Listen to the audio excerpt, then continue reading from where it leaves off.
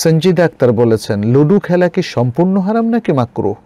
কোনো রকমের কোনো আসক্তি ছাড়া হঠাৎ করে কোনো সময় খেললেও কি গুনাহ হবে? এ ব্যাপারে বিস্তারিত জানালে উপকৃত হব। এখানে আমরা এই পর্যন্ত লুডো খেলার ব্যাপারে যতগুলো ডিসকাশন দেখেছি, ওলামায়ে কেরামের আগের কিংবা পরের, তারা এটাকে হারাম বলেছেন। এক্ষেত্রে এটার নাম কেউ বলছেন নার্দ, কেউ বলছেন নার্দাশির। জমহুর ওলামায়ে কেরাম, অধিকাংশ ওলামায়ে কেরাম এটাকে হারাম বলেছেন।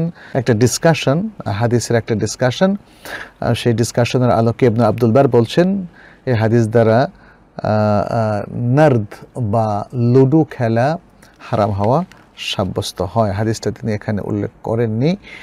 আর শাইখুল ইসলাম ইবনে তাইমিয়া বলেছেন, আল্লাহু বিন-নারদি হারামুন বিত্তিফাকিল উলামা, সকল ওলামায়ে কেরামের মতে নার্দ বা লুডো খেলা হারাম।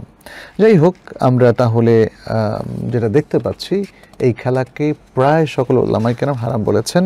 আমি বিস্তারিত আসলে ব্যাখ্যার যাব না, আলোচনাও করব না কেন এটা হারাম, কি আপনি জানতে চেয়েছেন এটা হারাম কিনা। অতএব আমরা কোনো কারণ ছাড়া টাকা পাওয়ার জন্য জুয়া হিসাবে বা কোনোভাবে এটা খেলবো না, এটা আমরা অ্যাভয়েড করব। খেলার জন্য আরও অনেকগুলো জায়েজ পন্থা আছে, আমরা সেদিকে যাব ইনশাআল্লাহ।